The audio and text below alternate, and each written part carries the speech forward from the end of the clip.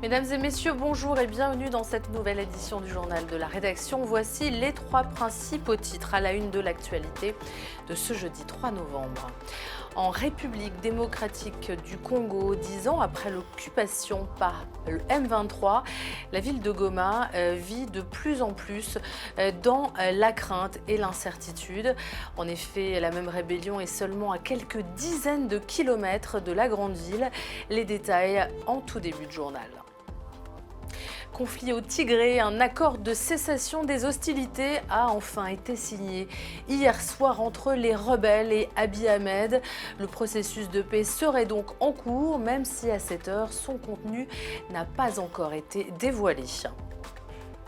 En Ukraine, 6 cargos chargés de céréales ont pu quitter les ports du pays.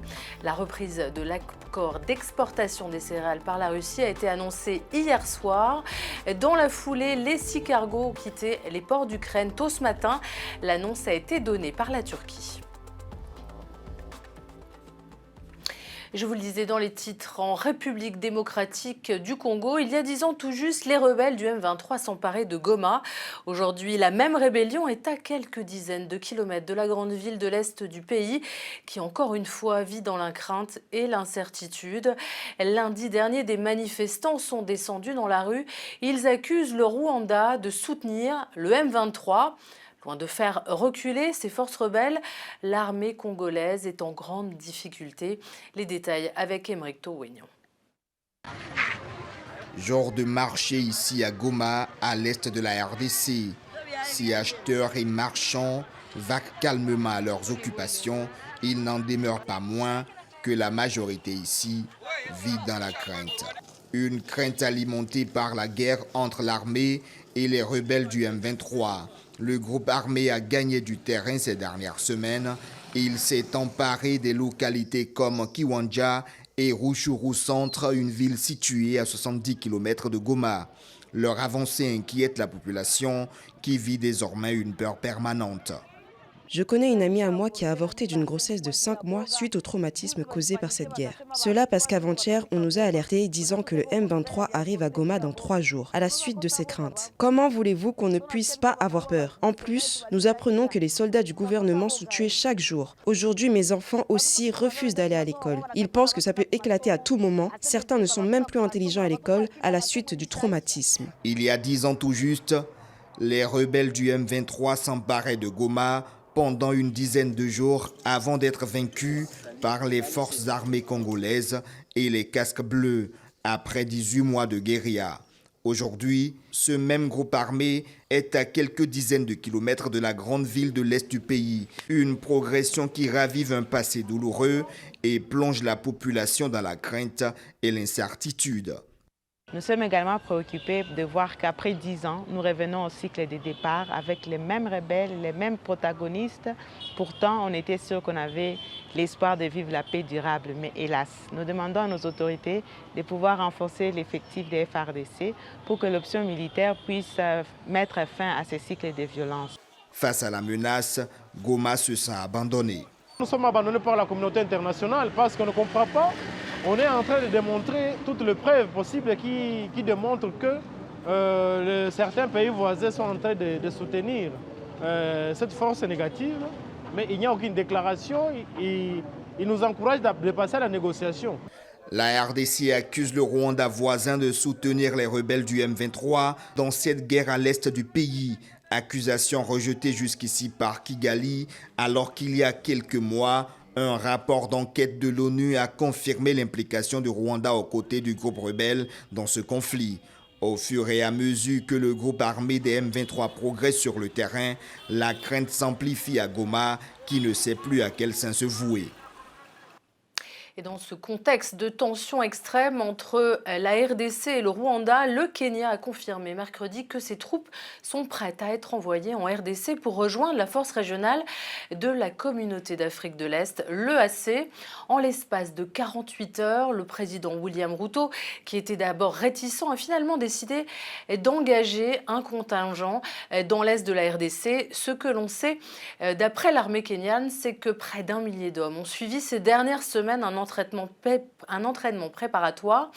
Le ministre de la Défense, Aden Barre Doualé, a toutefois refusé de préciser combien parmi eux seraient déployés pour aller en RDC. Plus d'explications sur la situation avec Mathieu Nicolas. C'est l'un des premiers actes du nouveau président kényan. Mercredi, William Ruto a annoncé le déploiement des troupes kenyanes dans l'est de la République démocratique du Congo. Un renfort militaire qui vise à soutenir le régime congolais face aux rébellions actives dans l'est de la RDC. En tant que voisins ayant des liens divers, le destin de la RDC est intimement lié au nôtre. Nous avons tous intérêt à ce que la République démocratique du Congo soit stable et sa sécurité est une obligation que nous nous engageons à assurer autant que possible. Une décision prise à la suite de l'accord des dirigeants des 7 pays membres de la communauté est-africaine de créer une force conjointe pour aider à restaurer la stabilité en RDC. Une force qui commence à prendre forme avec l'envoi du contingent kényan face à l'avancée du M23 dans le Rutshuru qui défraie toujours la chronique en République démocratique du Congo. Les rebelles occupent depuis ce week-end les cités de Rutshuru Centre et Kiwanja et certains se sont rapprochés de Rumangabo à environ 40 km de Goma, la capitale provinciale. Nous ne laisserons pas les groupes armés, les criminels et les terroristes nous priver du potentiel de prospérité collective et de la possibilité réelle d'accroître à la fois nos investissements, notre développement et le partage des échanges commerciaux dans l'intérêt mutuel non seulement des Africains de l'Est, mais aussi de toute la région de notre continent et de l'humanité dans son ensemble. Depuis cette avancée, l'armée congolaise tente de reprendre les villes perdues. Mais elle se heurte à une violente résistance du groupe armé. L'envoi des troupes kenyanes sera d'une grande aide pour les troupes congolaises. Un sommet extraordinaire des chefs d'État de l'EAC devrait avoir lieu le 21 novembre prochain. Objectif, tenter de donner une nouvelle impulsion à cette force régionale qui tarde à voir le jour alors que la situation ne cesse de se dégrader à l'est de la RDC. Parlons maintenant du conflit en Éthiopie. C'est la fin. Le gouvernement et les rebelles du Tigré ont signé un accord de cessation des hostilités. Les deux parties engagées dans un conflit meurtrier ont finalement annoncé avoir trouvé un accord pour mettre fin à ces hostilités hier, mercredi. Les détails de cet accord et de sa mise en œuvre avec Soukaina Skali. Nous avons un nouveau départ et nous devons construire sur ce nouveau départ. Plus d'une semaine après le début des pourparlers entre rebelles tigréens et armée fédérale éthiopienne, les deux parties sont parvenues mercredi à un accord de cessation des hostilités. Un accord conclu sous l'égide de l'Union africaine. Aujourd'hui, c'est le début d'une nouvelle ère pour l'Éthiopie, pour la Corne de l'Afrique et pour l'Afrique dans son ensemble. L'accord, négocié à huis clos pendant une semaine, devrait en théorie permettre de reprendre l'acheminement de l'aide humanitaire, restaurer la loi ou encore mettre en place un programme de désarmement. J'espère donc que nos efforts pour faire taire les armes seront sérieusement suivis d'effets. Notre peuple mérite toute la paix du monde et nous devons reconstruire les communautés qui ont déjà été anéanties à la suite d'une guerre aussi sanglante qui s'est poursuivie ces 2 dernières années et se poursuit encore. À la veille du second anniversaire du conflit, jugé comme l'un des plus meurtriers au monde selon Amnesty International, la situation sur le terrain se dégrade. Les attaques de part et d'autre ont provoqué une catastrophe humanitaire, déplacé plus de 2 millions d'Éthiopiens et plongé des centaines de milliers de personnes dans des conditions proches de la famine. C'est maintenant à nous tous d'honorer cet accord. Nous devons respecter la lettre et l'esprit de cet accord. Le peuple éthiopien attendait plus que le test de cet accord. Il demande la paix et l'harmonie. Il désire le développement. Il a bavardé d'une main prometteuse d'un avenir brillant. Les détails de l'accord évoquent la sauvegarde de la souveraineté et de l'intégrité territoriale de l'Éthiopie. Sur la question de l'intervention au Tigré de l'armée érythréenne, le texte prévoit un programme de désarmement et de démobilisation en prenant en compte la situation sécuritaire sur le terrain. Diplomatie, le tout nouveau président de la transition du Burkina Faso, le capitaine Ibrahim Traoré, a choisi son voisin, le Mali, comme destination pour son premier déplacement officiel à l'extérieur de son pays. Il était à Bamako, la capitale malienne, ce mercredi dans le cadre d'une visite d'amitié et de travail. Écoutez. C'est une visite de courtoisie et d'amitié envers un peuple frère. Et le plus important pour nous dans la situation actuelle, c'est le défi sécuritaire. Donc avec ce peuple, on est venu échanger comment renforcer nos coopérations militaires et pouvoir mieux mener nos opérations et sécuriser nos populations. C'est un pays frère, comme je vous l'ai dit, et nous partageons, vous le savez bien, une très large frontière. Ça fait 1200 km qui sont entre nous et on a beaucoup d'échanges de populations, c'est les mêmes peuples, donc c'est un choix normal. J'ajoute que les États-Unis vont exclure le Burkina Faso de l'accord commercial AGOA. L'exclusion de Ouagadougou du programme Lyon, la première puissance mondiale au pays africain, sera effective à partir du 1er janvier prochain. La Maison-Blanche justifie sa décision par l'absence de progrès démocratique après 2 coups d'État militaires dans le pays. L'ONG Amnesty International s'inquiète d'un rétrécissement des libertés individuelles en Afrique de l'Ouest. À l'issue d'un voyage en Afrique de l'Ouest, au Mali puis au Sénégal, la secrétaire générale d'Amnesty International, Agnès Calamard, a déploré un usage excessif de la force par les forces de sécurité au Sénégal. Dans un contexte préélectoral. Elle pointe aussi l'impunité des crimes commis contre le civil au Mali. Nous nous sommes penchés sur le cas du Mali. Soukaina Askali. Mi-octobre, Agnès Calamard, patronne d'Amnesty International, visite le Mali et le Sénégal. De cette mini-tournée dans ces 2 pays d'Afrique de l'Ouest, elle fait un constat. Les libertés individuelles dans cette région se rétrécissent. Dans sa ligne de mire, le Mali et sa justice. Très peu de crimes aboutissent à un procès et l'amplitude des violations, les demandes sécuritaires de la population demandent un redoublement d'efforts pour lutter contre l'impunité. Dans sa conférence de presse, la secrétaire générale a salué un intérêt clair de la junte à dialoguer avec Amnesty. Mais Agnès Calamard a pointé du doigt les autorités maliennes en les accusant d'ignorer les victimes civiles et en minimisant les atteintes à leurs droits. Elle n'en veut pour preuve le lourd tribut payé par des civils dans un contexte d'intensification des combats. Il faut reconnaître que les incidents sécuritaires augmentent depuis janvier 2002 et que le déni ne peut pas aider à y répondre. Amnesty International et d'autres ont constaté une recrudescence des violences contre les populations civiles depuis le début de l'année, une recrudescence qui n'est pas tout à fait ou pas du tout d'ailleurs reconnue par les autorités. Autre pays pointé du doigt, le Sénégal, le pays ouest-africain, souvent qualifié de modèle de démocratie, a été épinglé, notamment pour ses arrestations arbitraires lors des manifestations de 2021 en marge de l'affaire de l'opposant Ousmane Sonko. Justice au Sénégal, Ousmane Sonko est convoqué ce jeudi devant le doyen des juges d'instruction. L'opposant est visé par une plainte pour viol déposée début 2021 par une employée d'un salon de massage. En vue de cette audition, un important dispositif de sécurité a été déployé dans la capitale. Cette affaire judiciaire avait provoqué déjà de violentes émeutes qui avaient fait au moins 13 morts dans le pays en mars 2021. Dans ce contexte tendu, Ousmane Sonko appelle la population au calme. Écoutez. Si nous décidons de nous battre, nous assumerons. Advienne que pourra. Nous n'en sommes pas là, chers compatriotes.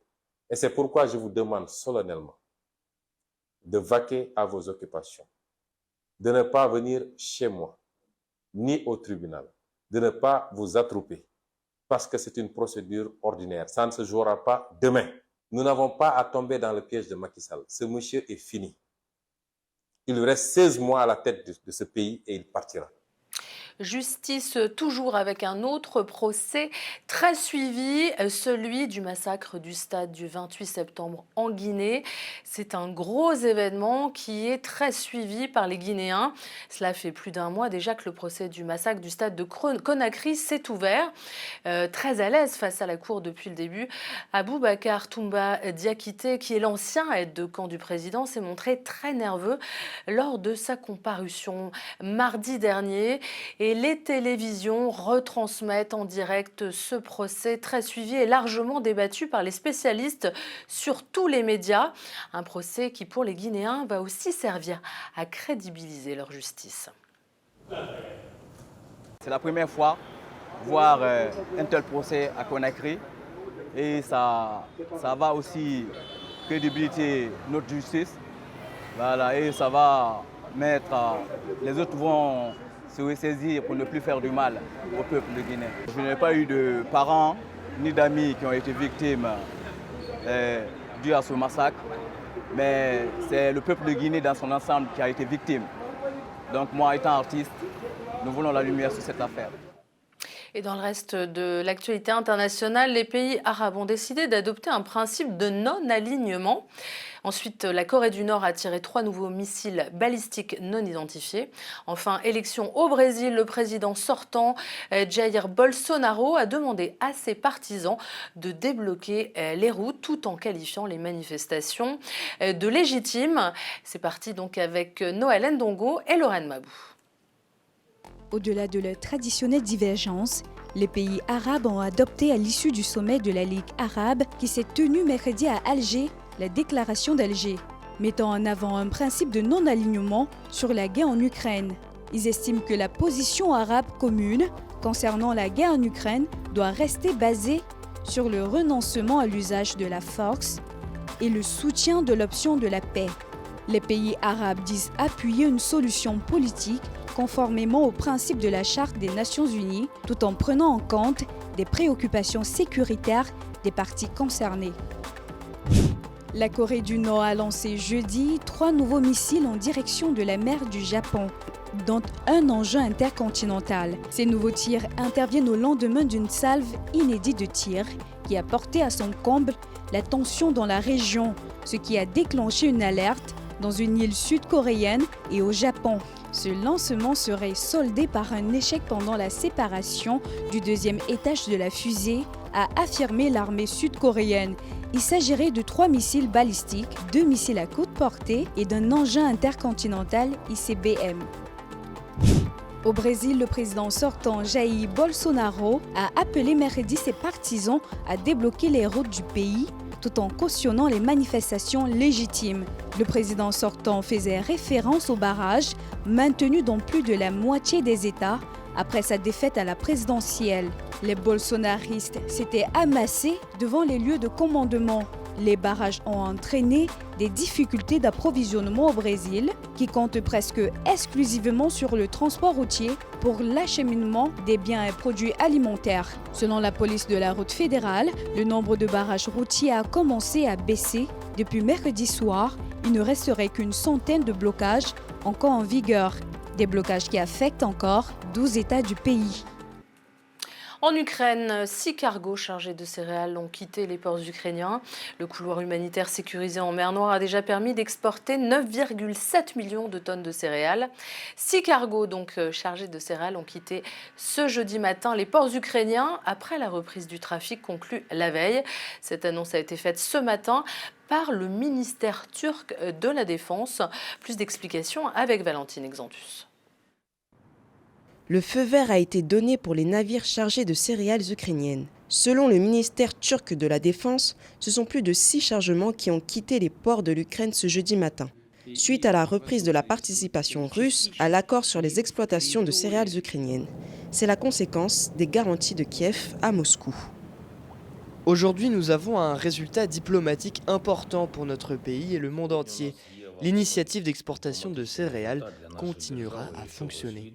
Le chantage russe n'a mené à rien. Les Nations Unies et le secrétaire général Guterres ont personnellement réagi de manière efficace et fondée sur des principes. Le président de la Turquie, M. Erdogan, y a également pris part. D'autres sujets importants des relations internationales ont également répondu de manière opportune et équitable.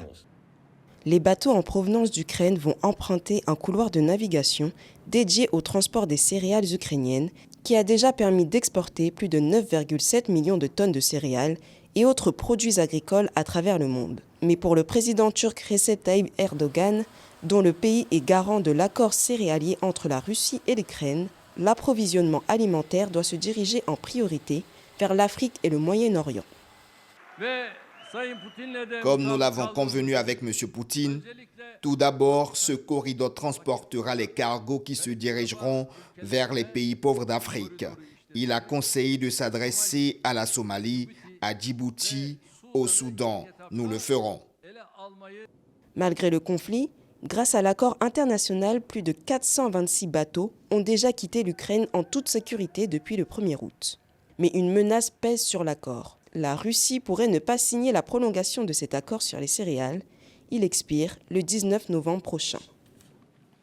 Politique en France, le gouvernement a dévoilé hier les grandes lignes de son projet sur la loi sur l'immigration.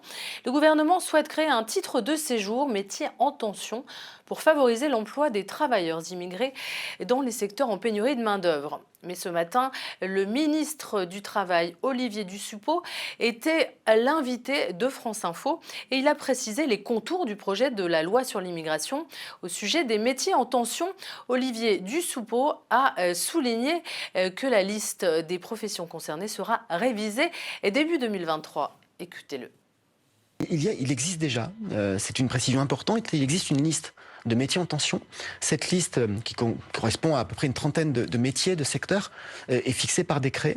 Elle a une déclinaison régionale pour tenir compte des caractéristiques de l'économie et elle doit être révisée à intervalles réguliers. Nous avons prévu de la réviser pour début 2023. Mais pour aller au bout, je disais que cette liste est déjà utilisée pour des questions migratoires, puisque si vous êtes un employeur en France et que vous souhaitez recruter un étranger qui est un étranger non communautaire, c'est-à-dire non européen, vous ne pouvez pas recruter cette personne sans avoir une autorisation préalable de l'administration et sans avoir démontré que vous n'avez pas trouvé de main-d'œuvre française ou communautaire pendant votre recrutement. Si vous recrutez sur un métier dit en tension, vous pouvez recruter un étranger non communautaire en étant dispensé de cette demande d'autorisation préalable. Et on se quitte avec une page de littérature avec le nom du prix Goncourt 2022 qui vient de tomber. C'est Brigitte Giraud, une autrice lyonnaise qui a gagné ce fameux prix littéraire avec son roman Vivre vite.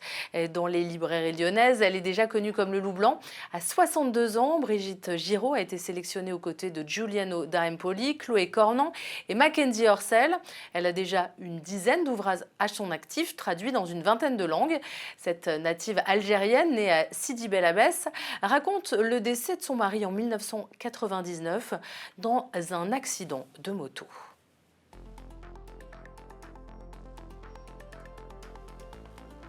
C'est la fin de ce journal. Restez avec nous. Le programme continue sur Télésud. Quant à moi, je vous retrouve dès ce soir pour de nouvelles informations. Je vous souhaite à toutes et à tous une excellente journée.